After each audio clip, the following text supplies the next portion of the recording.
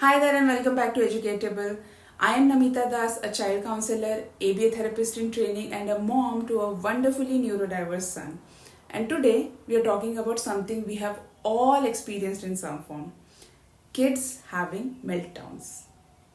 If you have ever felt helpless during a meltdown, unsure of what caused it or how to prevent the next one, you are not alone. In fact, you are in exactly the right place. So grab a cup of tea or coffee. Let's talk about why meltdowns happen, what triggers them, and how we can help our kids feel safe and supported. Let's start with this truth. Meltdowns are not bad behavior.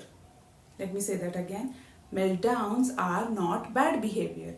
They are a child's way of saying, I am overwhelmed and I don't have the tools to cope right now. You know how we adults sometimes snap when we are hungry, tired, or just done with everything. Now imagine that same feeling in a small body with a developing brain and barely any words to explain what's going on. That's a meltdown. Let me tell you about Ayan, a sweet, bright 6-year-old I worked with. Every evening at home, he would throw things, cry uncontrollably, even hit his own head. His parents were heartbroken and exhausted. They thought he was just being stubborn.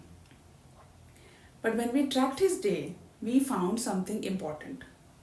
At school, he was sitting through 3 noisy classes, didn't finish his lunch, and then came home to an even noisier home with TV, traffic outside, and no downtime. He wasn't being difficult, he was simply done. So we made small changes: quiet time before homework, headphones in the car, and a simple visual schedule. The meltdowns didn't disappear overnight, but they reduced drastically.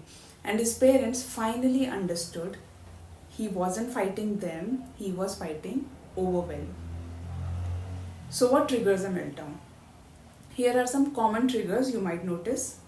Too much noise, like in crowded classrooms or at birthday parties. Sudden changes in routine, transitions without warning. Hunger or thirst, a surprisingly big factor. Frustration, like being unable to express themselves or complete a task. Sensory overload, scratchy clothes, bright lights, loud fans. Emotional overload, being corrected in front of others, not being understood. It's never just out of the blue. There's always something, and our job is to gently decode the why. Let's do this together.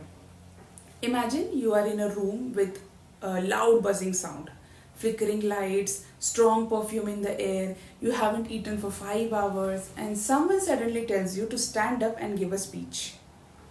How would you feel? That's what many neurodiverse kids feel every single day. And when their brain can't handle it, they shut down or explode. It's not drama, it's survival. What can we do as parents and teachers? Here are 3 things I always share with families. 1. Track the triggers. Use a simple ABC log. That's antecedent, what happened before, behavior, what the child did, and consequence, what followed. You will start noticing patterns. Example, meltdowns always happen right after math class. Maybe that's the tough spot. I have created a free printable meltdown trigger tracker toolkit that you can download using the link below this video. 2. Support before the storm. Don't wait for the meltdown. Build safety in advance. Some things that can help: a fidget or sensory tool in school, a calm corner at home, giving 5-minute warnings before transitions, teaching them to say, I need a break, or using a break card. Remember, prevention is more powerful than punishment. 3. Stay regulated yourself. Yes, this one is hard. But when your child is dysregulated, they borrow your calm. So when you feel that rising heat, pause, breathe, speak softly. Even just saying, I am here, you are safe, we'll get through this, can be incredibly grounding. After the meltdown is over, what now? This is when healing happens. Don't start with, why did you do that? Instead say, that was hard, wasn't it? I saw you were upset. Want to tell me more now? Next time, let's try your breathing tool together. When we reflect without shame, we build self-awareness. Now, I want to hear from you. What triggers have you noticed in your child or student? What calms them down? Do you struggle with staying calm yourself? Drop your thoughts or questions in the comments. I promise I read every single one. Meltdowns are not failure, they are a message. And with observation, empathy, and small consistent steps, we can reduce the chaos and increase connection.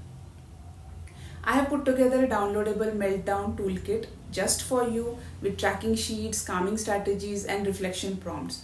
You will find the link in the description. If this episode helped you, please like, subscribe, and share it with someone who needs this support too. You are doing better than you think. And your child, they are not broken, they are growing. See you next week.